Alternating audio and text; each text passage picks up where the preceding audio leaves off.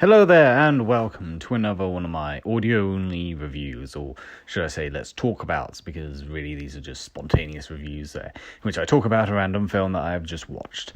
And in this case, I have recently just watched Black Widow, and I'm sure some of you who've gone a closer look video, you may see a comment of mine there, but hey, who knows. But let's just talk about Black Widow, see if it's good, if it's bad, what are my thoughts on it, and, well, spoiler alert, if you've seen the comment, I think it's an okay movie. It's definitely a middle-of-the-road sort of movie. It's not the best MCU film. In fact, it's not at all the best. It's okay.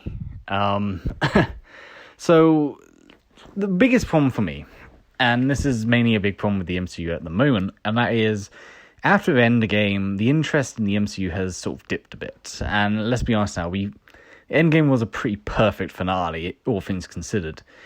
And so with WandaVision, Falcon and Winter Soldier, and Loki came out, there was some interest to see what the MCU would be like. WandaVision was, in my opinion, a really decent show, but the finale was disappointing to say the very least. It was pretty crap. Falcon and Winter Soldier I was looking forward to, and I remember just being really disappointed in it, and honestly, it's just awful. It really is awful. It has some very bizarre, questionable ethics. It has some bizarre sort of notations of what's right and what's wrong, particularly with the Flag Smashers and Karli, which I have to say is some of the most annoying and probably one of the worst villains of all time.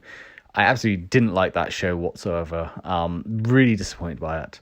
And then, of course, Loki. Loki, in my opinion, started off a little bit rough. The first 3 episodes weren't that great, but then the remaining 3 episodes were fantastic. I absolutely loved the episode 4 to 6. They were great. So Loki was a bit of a 50-50, and I'm certainly looking forward to this second season of Loki. So as for the first major MCU movie, well, second really, if you count Spider-Man, Black Widow should have come out last year. It should have been out in, I believe, March or June, sometime around there. No, June was when Wonder Woman was meant to be out. Yeah, so Black Widow was meant to be out around March last year, and obviously because of the virus, everything got locked down, everything was pushed back, and so Black Widow. Some people say it should have been released like instead of Captain Marvel, and I don't know. I have mixed feelings about that. I think. I don't know. I have mixed feelings about it. It's a film that, at the end of the day, we know what's going to happen. We know Black Widow's going to survive because she's going to have to die in Endgame. And so it's, there's no real stakes to it. I did want to see some of the backstory stuff, and we do see some backstory, and I absolutely love the first, 10 minutes of this film. I think the first 10 minutes are fantastic. You start off in this, suburban home. Everything seems normal, and then, of course, they run away. They go on. There's this gunfight on a plane, and then you have the sort of montage with Smells Like Teen Spirits, a cover of it being played, and I just absolutely love the first 10 minutes of this film.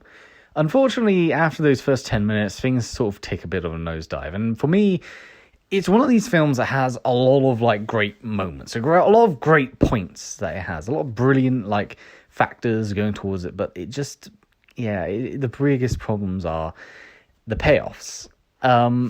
Let's talk about Taskmaster, for example. Taskmaster isn't like the comics. It's not like the Taskmaster from comics, and a lot of people have been really, really angry about that. Obviously, I don't mind the change that they do. Spoiler alert, it turns out to be the villain's daughter, who Natasha thought she blew up when trying to kill the villain, but of course failed to kill both of them. And so this is Taskmaster, and I don't really mind that per se. I don't mind the idea that Natasha has to basically fight her past demons in a physical way.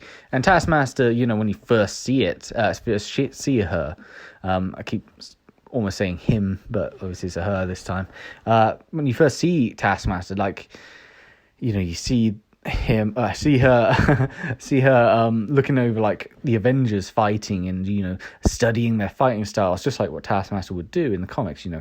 He would study fighting styles and copy it. And you have this little fight scene with Black Widow right at the beginning when he blows up her car, and it's such a great moment. But Taskmaster for me felt a little bit wasted. Like, it felt almost like Nemesis in the Resident Evil 3 remake. Like, it's the sort of stalker villain, the villain that's constantly on patrol, constantly stalking our heroes.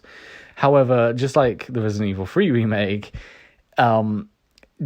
she sort of just appears, here and then there, and then that's it. You miss long periods without Taskmaster. I think if Taskmaster was like a constant threat, like no matter what, you always on patrol, it would have been a lot more interesting. I think that would have been a better improvement. A closer look, obviously, he did a video about how to improve Taskmaster. Pretty much, if you watch that video, those are all the points I, would say about Taskmaster. I think it would have been better, as opposed to just, detonating this puff of red smoke, and all of a sudden everything is all of a sudden forgiven, and everything's all nice and normal. I think it should have been, a lot more in-depth conflict, because this is the problem. It has a lot of great setups, but the payoffs are just crap in this movie. Like, it's awkward to say the very least. Another thing that I felt was quite lame was the action. Now, this is surprising because you'd think, being, a superhero film, the action would be great, but here the action just felt so lifeless. It felt so boring. It didn't feel as entertaining as it could have been. And I just think it's a bit upsetting to say the very least. I was hoping a lot more. Like, there's this one moment where Natasha, she's saving Red Guardian, who was basically the adoptive, fake father, I should say, to this little family unit, and she literally gets off the helicopter, like kicks around maybe like 2 or 3 guards, and she just stands there for the most part. She literally then goes back on the helicopter. Like, it was so pointless she got off in the first place. And then at the end, like, she basically gets her ass beaten by a bunch of these other Black Widows. I forgot what it's called, like the Red Room girls. I think they are just called Widows or Black Widows, and the fighting just didn't look very interesting at all. At no point did I think, oh, this is really entertaining. It's just not really. It kind of bored me. I won't lie, the action actually felt boring in this. It didn't feel interesting. It didn't feel innovative. Everything felt odd. Everything felt, I don't know, stale, I guess is the best word to describe it. It felt stale. And of course, when she defeats Taskmaster, it's literally just she wraps around her head and then drops her to the ground and then squirts the red stuff all over her face. It's God, that sounds wrong. It's not the most entertaining in terms of action.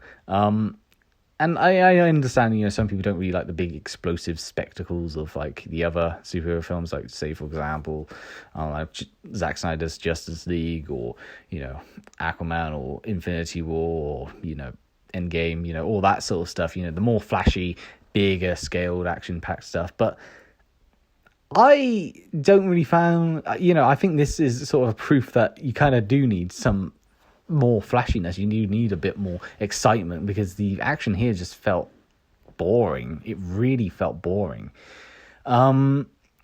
Speaking of the fake family, I will say this: I do absolutely adore Black Widow's sister in this, fake sister. And I really, really loved Red Guardian. They were both great characters. Red Guardian certainly more the comedic relief character, and at the same time, I do feel kind of annoyed by Red Guardian, because he literally was there just to be a joke character. He literally does nothing in the entire film.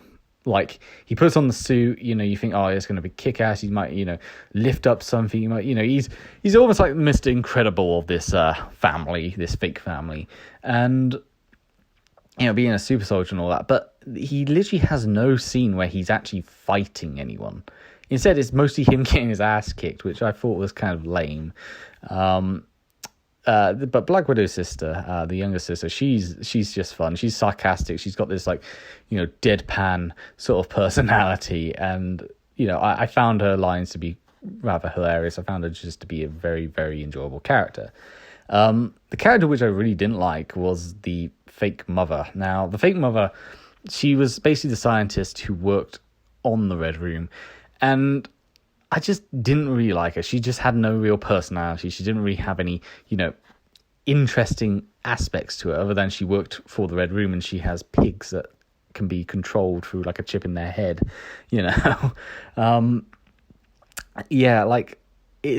thing that really annoyed me was the fact that they forgave her so easily. Like, she did all these horrific things to all these poor girls.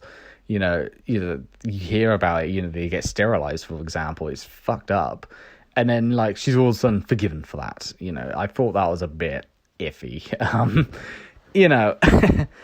Like, the forgiveness tone or forgiveness aspect of this film feels a bit, how do I put it? Like, laissez-faire. Like, oh, you did all these horrible things. Well, I forgive you. Don't you worry. It's not, it's ironic. A better example of, like, forgiveness in media, in my opinion, is Spider-Man 3.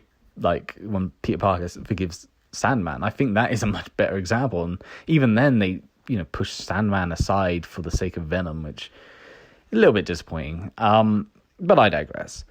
But yes, like I said, the family interactions and the scene when they're sat on the table, I thought was a really good scene. I actually did sort of enjoy that scene. I actually enjoyed when they were interacting with each other.